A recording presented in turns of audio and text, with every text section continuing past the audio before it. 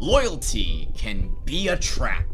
So, everyone, thank you for being here today. I guess if you've been online lately, you've probably seen some rough stuff happening in the VTuber creator world. Friendships breaking down, people getting hurt, stories of betrayal. But this isn't just about online drama, of course. These situations are an opportunity as they show us something deeper. How hard can it be to know who to trust? And how easy it is to mistake control for loyalty. So anyway, today I kind of want to walk through this with you on this topic. We are going to talk about loyalty, not the warm and fuzzy kind we hope for, but the kind that can be used to trap, manipulate, and even isolate you. By the end of this, I hope you get a better understanding and you can be better prepared to protect yourself when something just feels off. Whether you're dealing with friends, creators, or co-workers, or anyone else in your life, this is important to know. Let's start with a question. Is loyalty always a good thing? Well, we're taught to believe it is. Be loyal to your friends, your team, your family, your circle, inner circle. But what happens when loyalty starts to hurt you? When it means keeping quiet or cutting people off or shrinking yourself just to prove you care. That's the side of loyalty no one really talks about. The side where it's no longer about trust, it's about control. And the truth is, not all loyalty is real. Some of it is just manipulation with better branding, better wrapping paper, as it were. Let's start here with the good side of loyalty, because real loyalty is one of the most beautiful things human beings offer each other. It's about trust. It's about devotion. It's about standing by someone. Not because you have to, but because you choose to. Because true loyalty, it gets earned over time. It's built through honesty, shared experiences, respect, even through surviving tough times together, brothers in arms. I've been there myself. Med school, obviously, studying those long nights with the study crew, sleepless nights, literally hooking coffee to our veins for all-nighters. When loyalty is real, it really does make you feel stronger. You have someone at your side who's rooting for you, not controlling you. Well, that's what makes loyalty so precious, and also so dangerous when it's twisted. Let's talk about what fake loyalty does to you, because here's the thing, it doesn't always look like control at first. It often shows up wearing the mask of care, exclusivity, and praise. Fake loyalty tells you, you're special. We only want to work with you.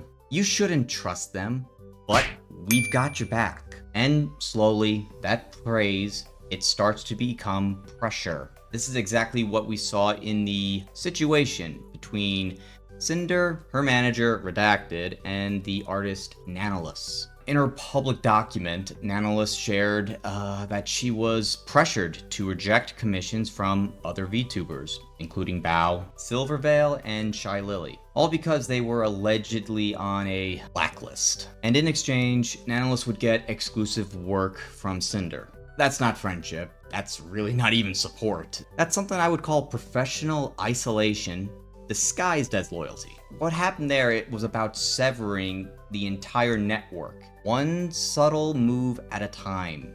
Actually, the individual Jackson McKenzie, in his book Psychopath Free, explained this perfectly, actually, in this quote. They make you feel chosen, but you're really just being isolated. And I do want to state that Nanolus wasn't the only one being isolated. It was also the other creators that were being pushed away. So, how can you spot fake loyalty before you get trapped in it? Well, here's a few patterns to watch for. You want to watch out for over-the-top praise that happens too early.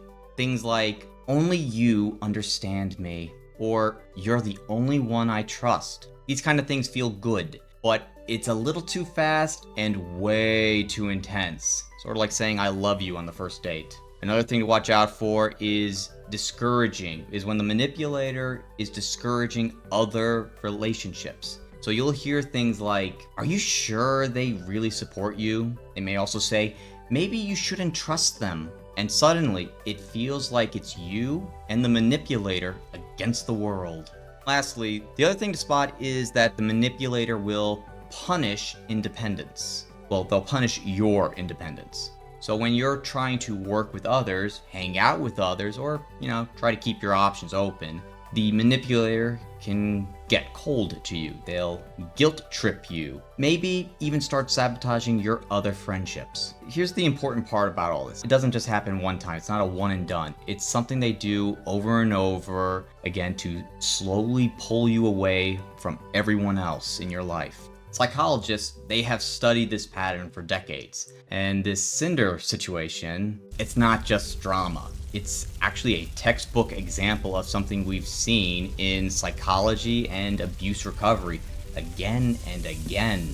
Isolation is one of the first tools of control that is used by the manipulator. When someone wants power over you, they don't always start by yelling or demanding to make you submit to them. They often start by slowly separating you from everyone else. And that's exactly what happened in the situation between Sinder, Redacted, and the artist Nanolus. Nanolus shared that she was being told which creator she should and shouldn't work with. This wasn't based on Nanolus's comfort or creative fit, but because they were on Redacted and Cinder's personal blacklist. Nanolus was discouraged from working with people like Bao, Shy Lily, and this was not because of anything Nanolus experienced personally, but because of what she was told behind closed doors. And that's how isolation works.